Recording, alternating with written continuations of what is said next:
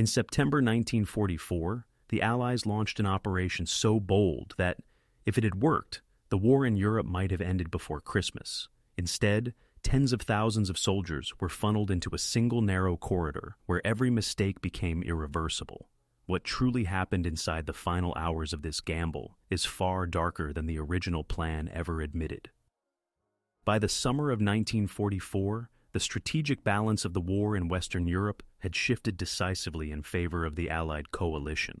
The D-Day landings of June 6, 1944, had secured a permanent Allied foothold in Normandy, and after weeks of heavy fighting, the German defensive system in northern France collapsed under the pressure of Operation Cobra in late July.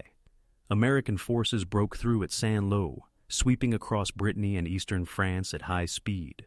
By August, large German formations were encircled and destroyed in the Falaise pocket, leaving the Western German armies in disorganized retreat toward the Seine and beyond. As Allied forces surged eastward, logistical strain became the dominant strategic limitation. The rapid advance outran supply capabilities that still depended heavily on the Normandy beaches and the artificial Mulberry harbors. Although the port of Antwerp was captured intact on September 4, 1944, its approaches along the Scheldt estuary remained under German control, rendering it unusable for immediate large-scale resupply. Allied armies stretching from the Channel coast to the Swiss border relied on long overland supply routes vulnerable to congestion and delay. Politically and militarily, the Allies faced the question of how best to exploit German weakness before the Wehrmacht could stabilize a new defensive line inside Germany. The overall Allied command under General Dwight D. Eisenhower favored a broad front advance, pressing forward simultaneously across the entire front to prevent the Germans from concentrating reserves. British Field Marshal Bernard Montgomery argued instead for a narrow, concentrated thrust into northern Germany that could bypass the Siegfried Line and strike directly toward the Ruhr, the industrial heart of Germany. Public sentiment in Allied nations reflected cautious optimism mixed with growing impatience. After 6 years of war, there was widespread belief that German collapse was imminent. Newspapers in Britain and the United States reported daily Allied advances across France and Belgium. The liberation of Paris in August and Brussels in early September reinforced the perception that victory might be achieved before the end of the year. On the German side, the defeat in Normandy and the rapid loss of occupied Western Europe created a strategic emergency. German high command struggled to reconstitute shattered formations while maintaining defensive cohesion across a front that now stretched from the North Sea to the Swiss border. New defensive positions were improvised along rivers and urban centers. The Siegfried Line, once intended as Germany's western shield, was only partially prepared for immediate combat. German reserves were thin, and fuel shortages increasingly restricted the operational mobility of armored units. Despite the deteriorating military situation, political directives from Berlin emphasized holding key terrain and preventing Allied forces from establishing bridgeheads east of major river barriers, particularly the Rhine. The Rhine was viewed not only as a physical obstacle, but as a psychological line whose defense symbolized the integrity of the German homeland. Preparations focused on delaying actions designed to gain time for reorganization, rather than on restoring full operational parity. The Netherlands occupied a critical position in this evolving strategic picture. Its flat terrain, dense road network, and multiple river barriers made it both a potential corridor for rapid Allied advance and a favorable environment for German defensive operations. The Dutch population, having endured 4 years of occupation, faced the uncertain prospect of liberation, becoming entangled with renewed large-scale combat. Within this context of rapid Allied advance, logistical constraint, diverging strategic concepts among senior commanders, and urgent German defensive improvisation, a bold operational plan began to take shape. Its goal was not merely to continue the advance, but to end the war in the West through a single decisive thrust across the Rhine and into the heart of Germany. On 17 September 1944, Operation Market Garden commenced with the largest airborne deployment of the war. In clear weather over the Netherlands, more than 1,500 transport aircraft and nearly 500 gliders crossed the coast in successive waves. The airborne component, designated Market, involved three major formations. The United States 101st Airborne Division was assigned to capture bridges near Eindhoven. The United States 82nd Airborne Division was tasked with securing crossings at Grave and Nijmegen. The British 1st Airborne Division, supported by the Polish 1st Independent Parachute Brigade, was ordered to seize the bridge over the Lower Rhine at Arnhem. At approximately 1 p.m., the 1st Airborne drops began. Paratroopers descended over designated drop zones several kilometers from their objectives due to concerns about German anti-aircraft defenses near the bridges. Initial landings met limited resistance in some areas, but the dispersion caused by wide drop zones immediately slowed the tempo of operations. Communication between units was affected by equipment losses and terrain obstacles. South of the airborne corridor, the ground element of the operation, designated Garden, was initiated by the British XXX Corps. This armored formation advanced north from the Belgian border, along a narrow elevated roadway toward Eindhoven, Nijmegen, and finally Arnhem. The advance depended entirely on maintaining uninterrupted control of this single axis of movement. Any delay along the route risked isolating the airborne forces holding the bridges. In the Eindhoven sector, the United States 101st Airborne Division successfully captured several smaller bridges on the first day, including crossings at Soane and Wegel. However, German engineers demolished the main bridge at Soane before it could be secured intact. This forced XXX Corps engineers to construct a temporary Bailey Bridge, delaying the armored column for nearly 24 hours. This delay had immediate consequences for the pace of the entire operation. Further north, the 82nd Airborne Division encountered stronger German resistance near Nijmegen. Although the bridge at Grave was captured intact, German forces quickly organized defensive positions around the Nijmegen road bridge. By the evening of September 17th, the bridge remained in German hands, blocking the main route for the advancing British armor.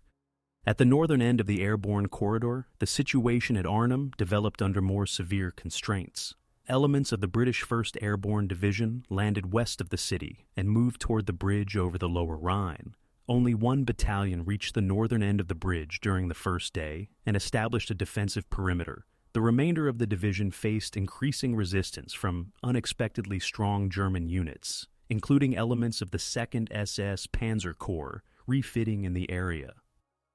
German reaction during the opening phase was initially fragmented but rapidly consolidated. Although German command had not anticipated a large airborne operation at Arnhem, local commanders quickly gathered available forces for counterattacks. Units composed of training formations, security troops, and armored elements were assembled into ad hoc battle groups. These formations were able to engage airborne units before they could fully concentrate around their objectives. For the Dutch civilian population, the sudden airborne landings created scenes of initial optimism, followed by immediate uncertainty. Crowds watched parachutes fill the sky, believing liberation had arrived. However, fighting erupted within hours across towns and farmland. Civilian movement became restricted, as roads filled with military traffic and combat spread through urban areas. By the end of the first day, the structure of Operation Market Garden was defined but already under strain. The Southern Airborne units had secured much of their initial objectives, but suffered a critical delay at Soane. The central sector at Nijmegen remained contested. At Arnhem, only a small force held ground near the bridge, while the rest of the British division struggled to break through German resistance. Meanwhile, the armored thrust of XXX Corps advanced more slowly than planned along the narrow corridor. The success of the entire operation now depended on restoring momentum along the single supply route and rapidly linking airborne forces with advancing ground troops before German countermeasures could fully mature. The strategic goals of Operation Market Garden reflected both operational audacity and the constraints shaping the Allied advance in September 1944. At the highest level, the plan sought to bypass the German defensive system along the Siegfried Line by opening a direct corridor across the major river barriers of the Netherlands. The ultimate objective was the seizure of a Rhine crossing at Arnhem, which would allow Allied forces to enter the North German plain and advance rapidly toward the Ruhr industrial region.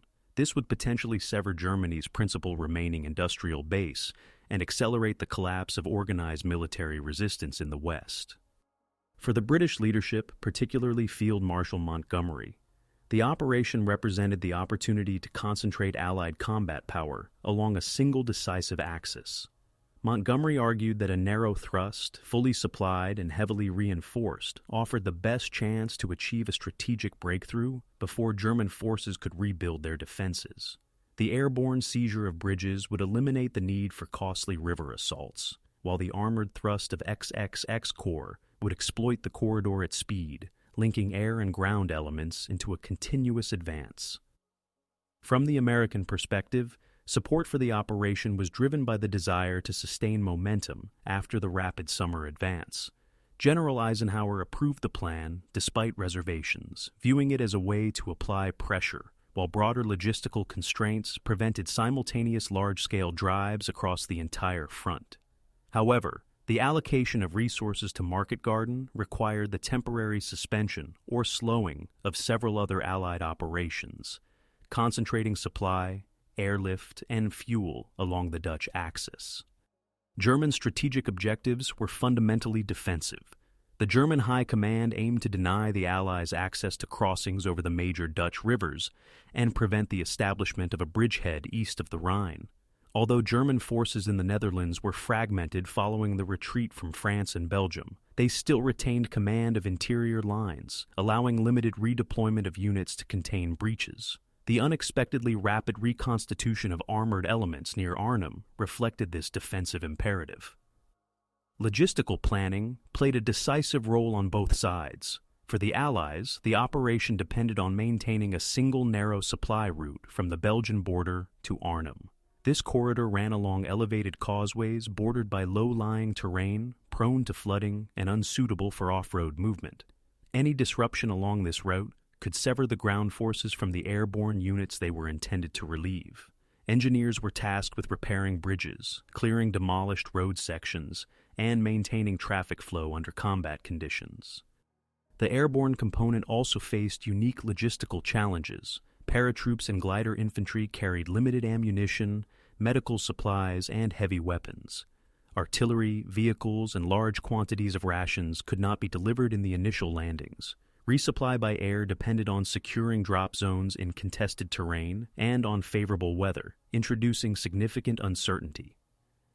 German logistics were similarly constrained. Fuel shortages restricted the operational mobility of armored units. However, German formations defending the Netherlands benefited from shorter internal supply lines and access to food stocks and transportation infrastructure in still occupied territory.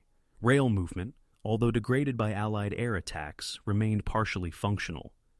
Operational planning underestimated German strength in the Arnhem area.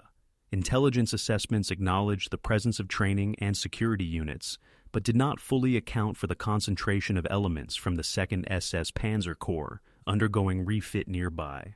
Aerial reconnaissance identified armored vehicles, but interpretations suggested they were unserviceable. This miscalculation had direct consequences for the British 1st Airborne Division. Propaganda considerations also influenced planning. For the Allies, a rapid thrust into Germany carried symbolic significance as evidence that the war could end within months.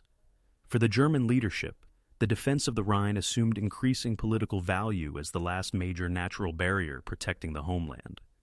By mid-September 1944, Market Garden was therefore shaped by a fusion of strategic urgency, logistical limitation, intelligence uncertainty, and political aspiration. It was conceived as a bold attempt to impose operational decision through speed and vertical envelopment, while the German response focused on delay, containment, and the preservation of the Rhine line. The collision of these aims would define the course of the operation once initial contact expanded into sustained combat. Combat during the 18th and 19th of September 1944 revealed the structural fragility of the Market Garden plan, as German resistance hardened across the corridor. In the southern sector near Eindhoven, the United States 101st Airborne Division continued clearing German counterattacks along the supply route.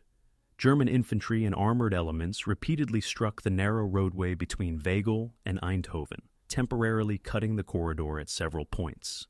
Each interruption forced XXX Corps to halt, while airborne units restored control. These local counterattacks demonstrated how even small German formations could disrupt the entire ground advance due to the terrain and the single-axis dependency.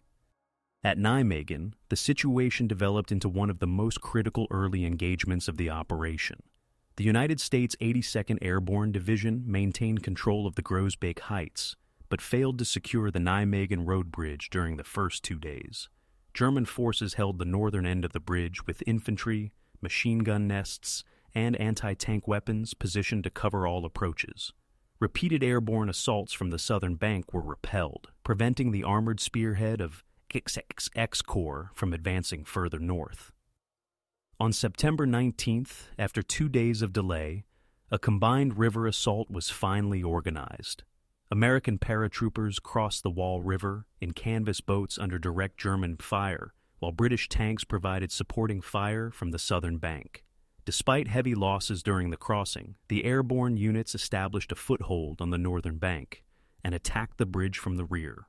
By late afternoon, the Nijmegen Bridge was secured, but the critical delay had already cost the operation more than 36 hours. Further north at Arnhem, the British 1st Airborne Division faced escalating pressure. The battalion holding the northern end of the Arnhem Bridge came under sustained attack from German armored units and infantry supported by artillery. German tanks advanced into close-range street combat, using buildings for cover and suppressive fire. British defenders held their positions with anti-tank weapons, improvised barricades, and limited artillery support, but were increasingly isolated. Elsewhere around Arnhem, British airborne units attempting to reach the bridge encountered continuous resistance. German blocking forces, reinforced by elements of the 2nd SS Panzer Corps, established defensive rings that denied movement through the urban area. Repeated British attempts to break through toward the bridge failed, as communications deteriorated and unit cohesion weakened under constant German pressure. German command responded to the unfolding airborne landings with increasing coordination.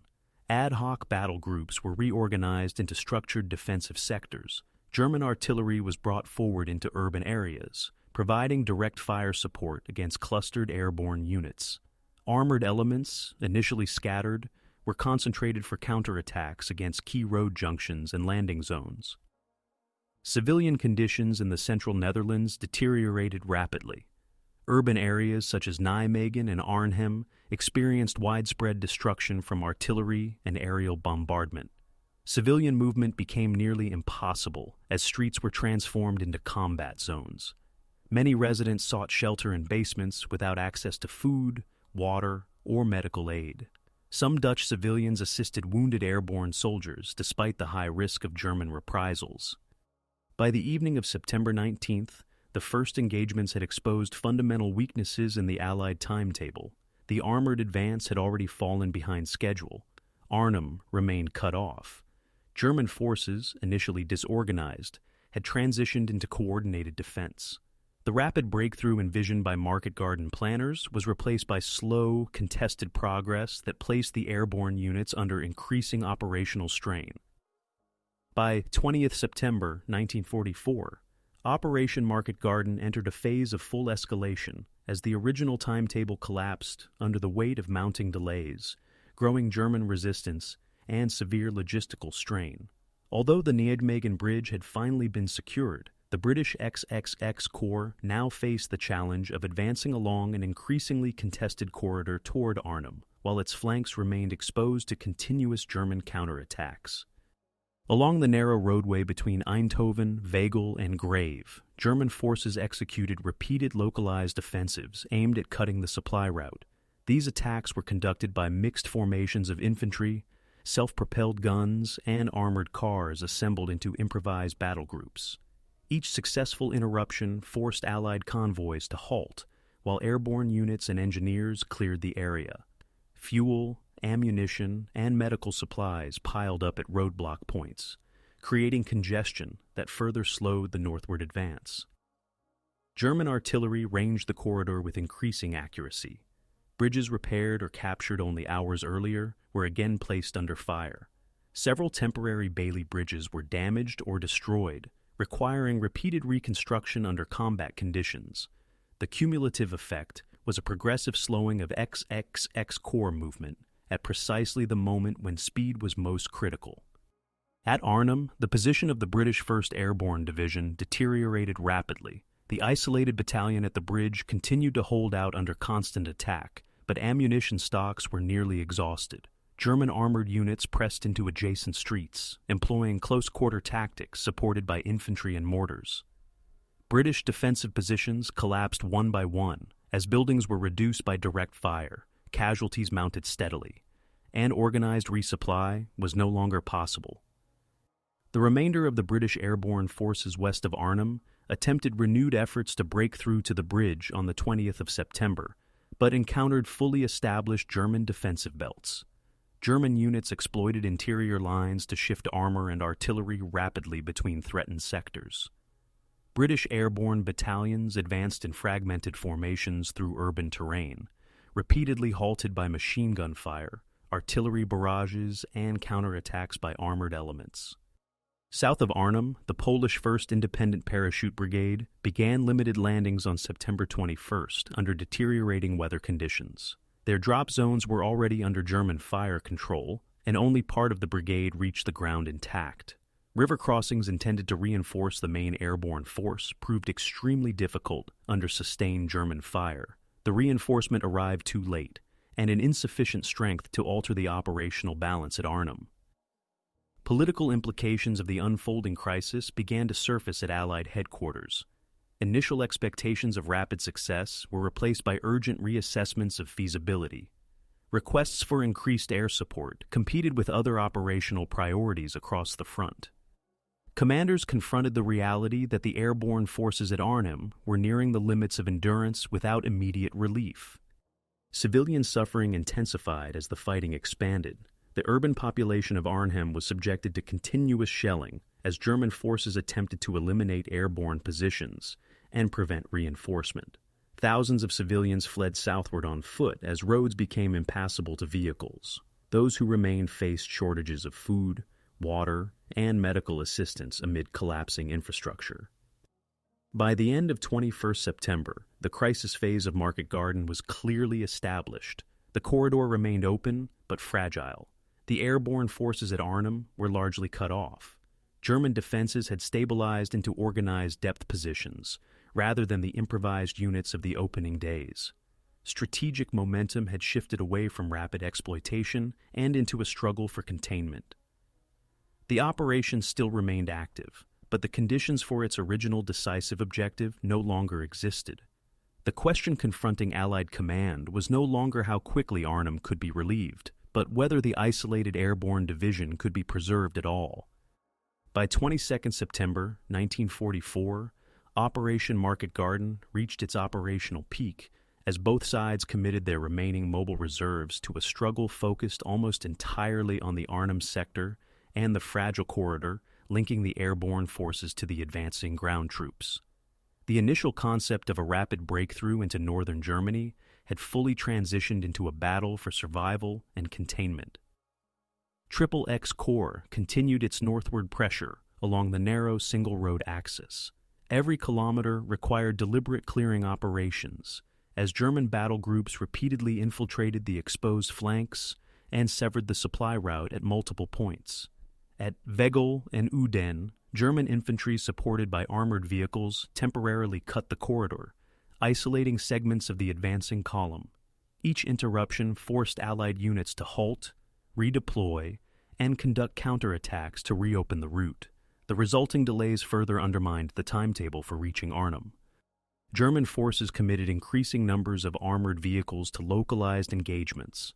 Elements of the 107th Panzer Brigade, remnants of the 9th and 10th SS Panzer Divisions, and various training and replacement units were reorganized into mobile blocking forces.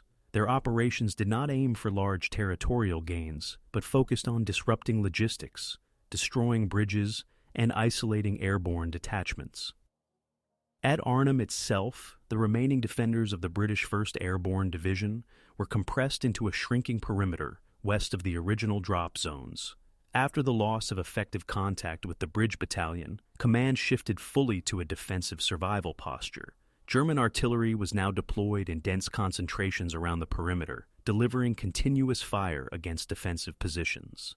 Buildings used as strong points were systematically reduced with direct fire from tanks and assault guns.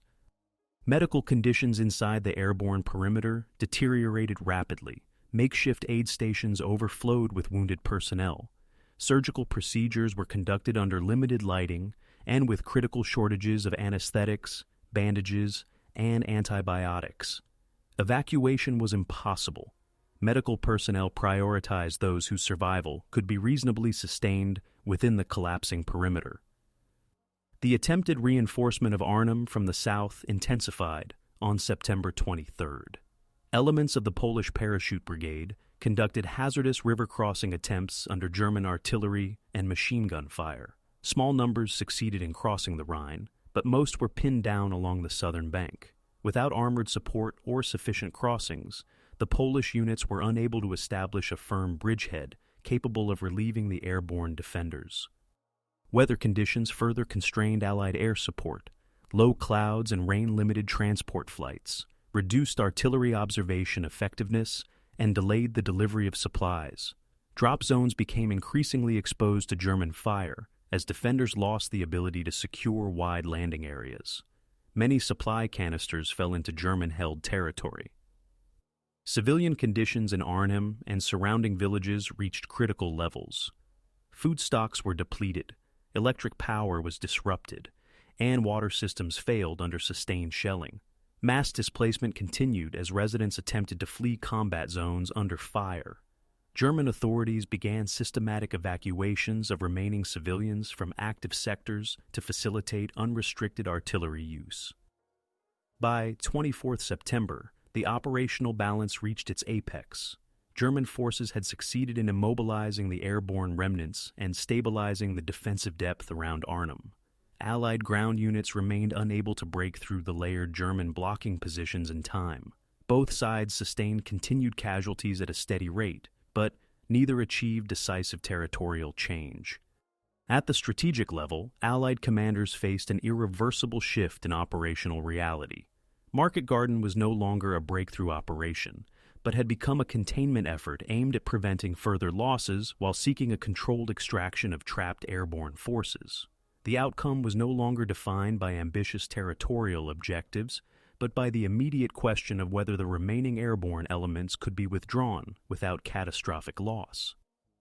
After the operational peak passed, the fighting entered a phase defined less by forward momentum and more by adaptation under sustained pressure.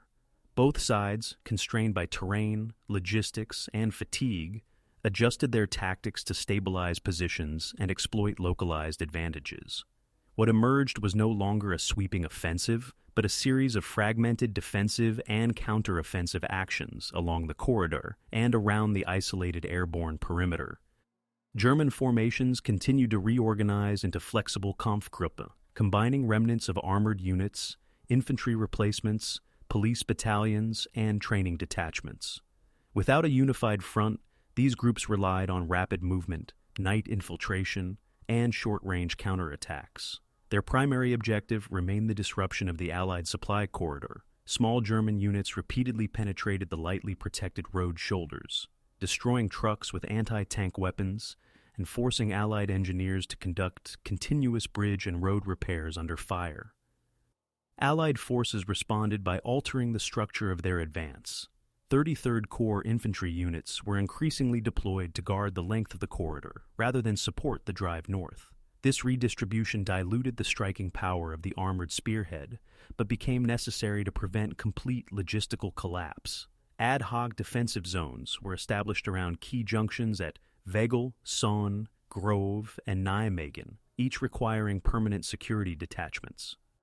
East of Arnhem, the remnants of the British 1st Airborne Division continued to adapt their defensive methods inside the shrinking perimeter. Static positions were transformed into layered urban strongpoints. Defensive evacuations between buildings took place under darkness, using cellars, drainage systems, and alleyways to shift wounded and ammunition. With radio communication severely degraded, Runners became the primary means of transmitting tactical orders between isolated positions. German armor was increasingly constrained by limited fuel supplies and destroyed infrastructure, forcing heavy reliance on infantry assaults supported by direct-fire artillery.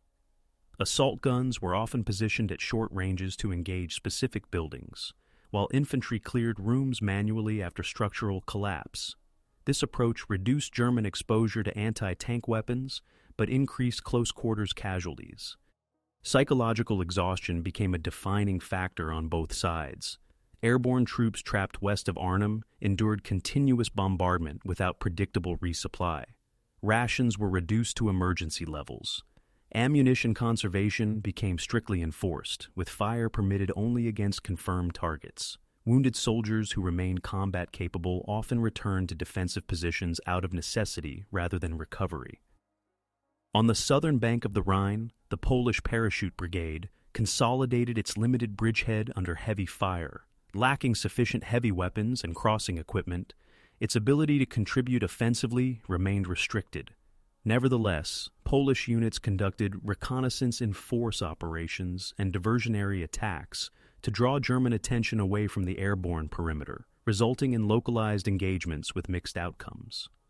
Civilian participation in tactical adaptation remained indirect but significant.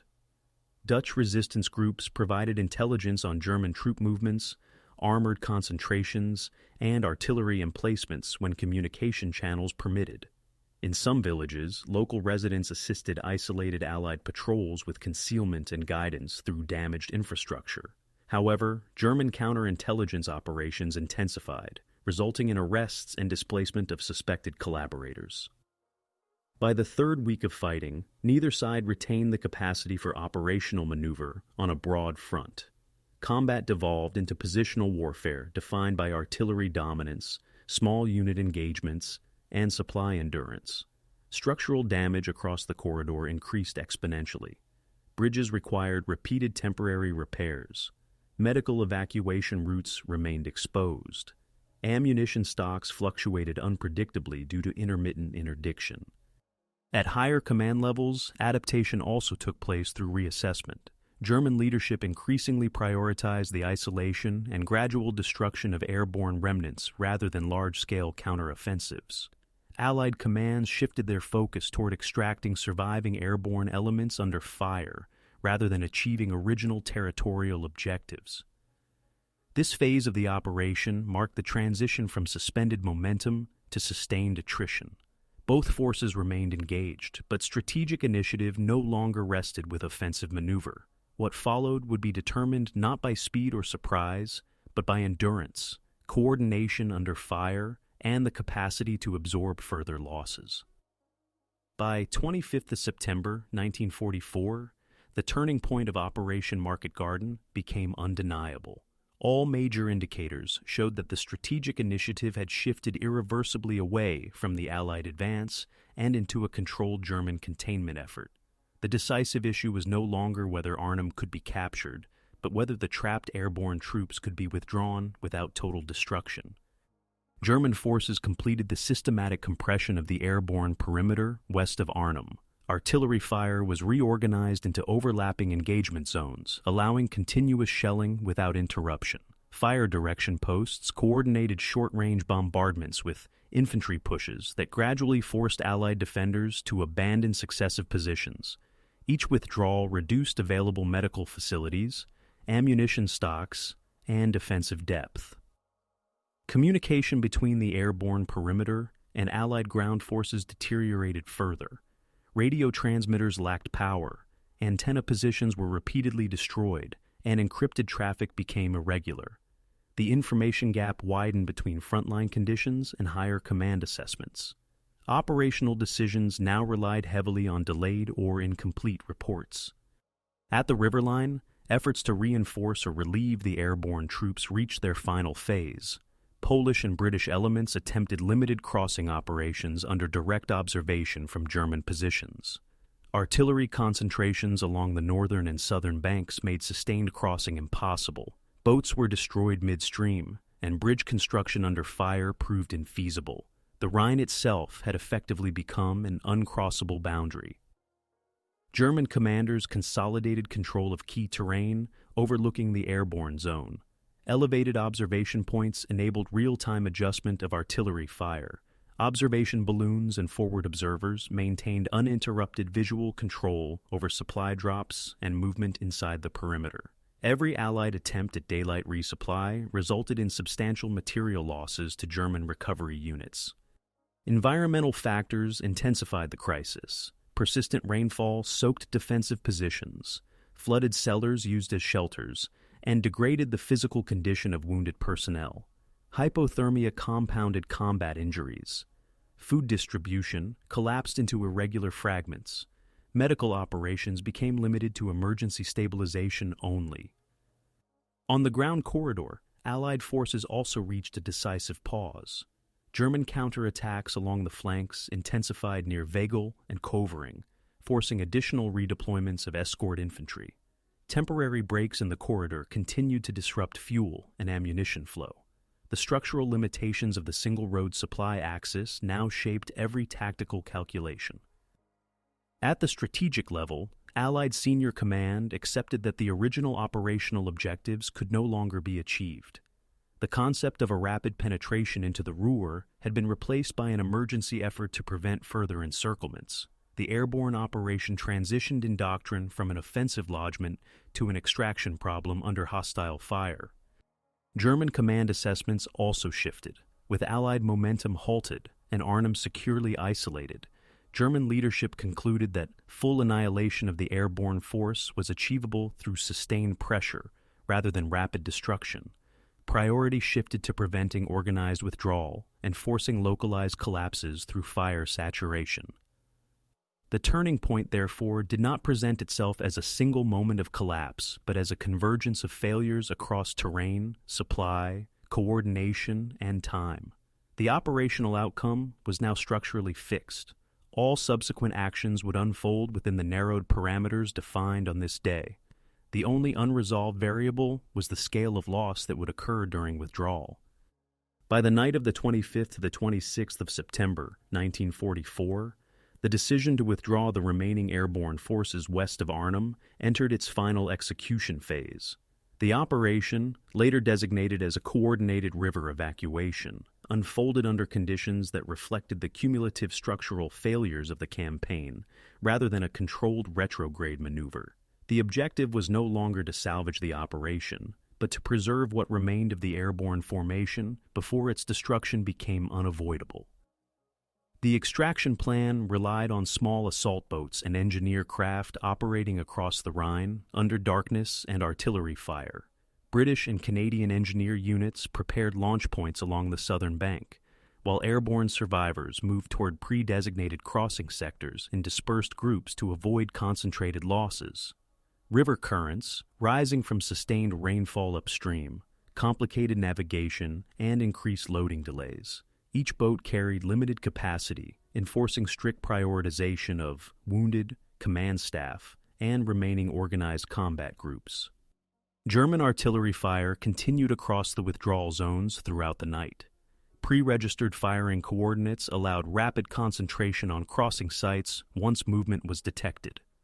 Several boats were destroyed during transit, resulting in both casualties and detachments swept downstream. Recovery of personnel in the water was limited and highly localized. On the northern bank, airborne elements conducted staged defensive screens to delay German advances toward the evacuation zones. Small covering groups occupied buildings and rubble positions to provide time for rearward movement.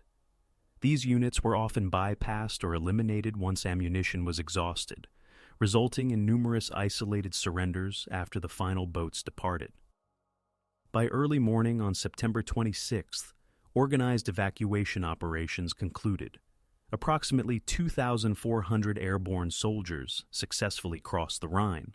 An estimated 7,500 had been killed, wounded, or captured during the operation. Of these, more than 6,000 entered German captivity following the collapse of the perimeter. Equipment losses approached totality. Virtually all heavy weapons, vehicles, and radio assets remained behind.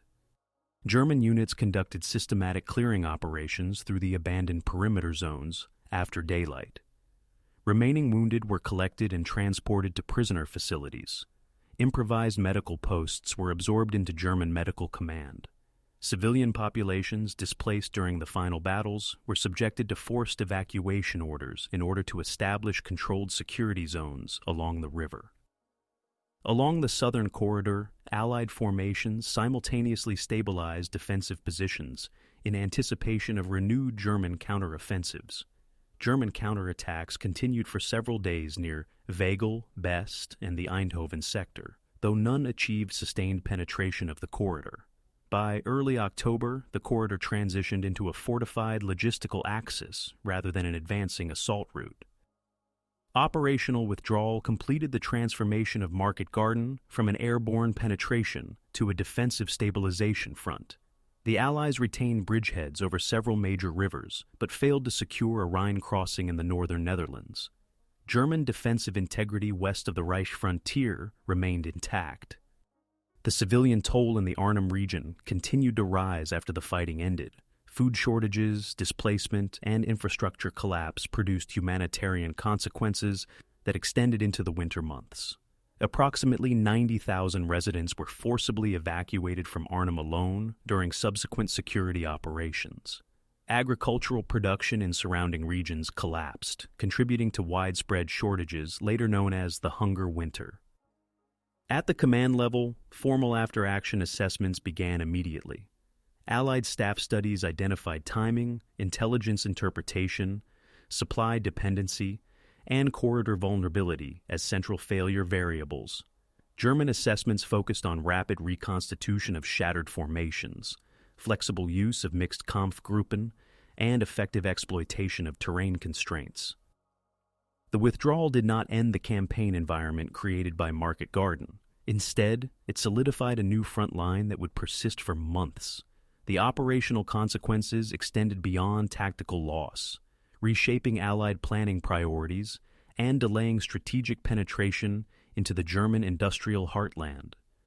Operation Market Garden concluded not with a decisive breakthrough or collapse, but with the establishment of a new operational reality along the Lower Rhine that would shape the final phase of the war in northwestern Europe. Its legacy was defined less by what it achieved than by what it delayed, altered, and revealed about the evolving character of large-scale combined operations in the late stages of the conflict. From a territorial perspective, the Allies retained control of a deep salient extending from the Belgian border through Eindhoven and Nijmegen. The capture of the Waal Bridge at Nijmegen provided a permanent crossing point that would later prove essential for subsequent operations. However, the failure to secure the Rhine at Arnhem left Germany's western defensive barrier intact. The industrial regions of the Ruhr remained protected from direct Allied ground entry for several additional months, preserving German war production capacity deeper into 1945. The casualty balance of the operation reflected its strategic cost. Allied forces sustained approximately 17,000 killed, wounded, or captured. The British 1st Airborne Division alone lost more than 70% of its deployed strength. German casualties are estimated at between 7,500 and 10,000 across all sectors of the operation. Material losses on both sides included hundreds of vehicles, aircraft, artillery pieces, and thousands of tons of supplies destroyed or abandoned. At the doctrinal level, Market Garden reshaped Allied airborne and combined arms planning. The operation demonstrated the vulnerabilities of long, single-road supply corridors under modern mobile warfare conditions. Future operations placed heavier emphasis on multi-axis logistics, deeper reserve positioning, and improved integration between airborne and heavy ground forces. Airborne units were increasingly employed for shorter-duration seizure missions rather than extended perimeter defense. Intelligence assessment procedures underwent formal review. Overestimation of German disorganization and underestimation of rapidly reconstituted armored capability became central analytical failures identified in Allied post-war studies. The operation highlighted the risks of projecting enemy collapse assumptions onto partially verified intelligence data. For German command structures, Market Garden reinforced the viability of decentralized mobile defense under extreme resource limitations. The rapid assembly of mixed Kampfgruppen demonstrated how shattered forces could still generate operational effect through flexible command authority, terrain exploitation, and concentrated local firepower. The successful containment of the airborne landings temporarily stabilized Germany's Western defensive system at a critical moment. The civilian legacy of the operation extended far beyond the battlefield. The forced evacuation of Arnhem and surrounding districts directly contributed to the food shortages and mass displacement that unfolded during the winter of 1944 to 1945. Agricultural regions along the Rhine were stripped of labor and infrastructure. These developments became a central component of the humanitarian catastrophe, later known as the Hunger Winter, affecting hundreds of thousands across the Western Netherlands. Politically, the operation influenced Allied inter-command relations. Differences between British and American planners regarding risk threshold, timing, and logistics prioritization remained unresolved, but became more carefully negotiated in later offensives. Strategic coordination increasingly emphasized conservative force application over rapid exploitation. Historically, Operation Market Garden occupies a distinct position as the largest airborne operation of the war, and one of the final attempts at a decisive single-operation breakthrough in Western Europe. It demonstrated the limits of speed-based strategic gambles within a battlefield environment dominated by layered defenses, constrained terrain, and adaptive enemy command. Its outcome did not determine the final result of the war, but it reshaped the path toward that result. The Rhine would eventually be crossed in force months later, under different conditions, with heavier preparation and overwhelming material superiority. When that crossing occurred, it followed a pathway shaped in part by the lessons learned at Arnhem. Market Garden therefore endures not as a concluding chapter, but as a transitional moment between rapid pursuit warfare and the final methodical dismantling of German defensive power in Western Europe.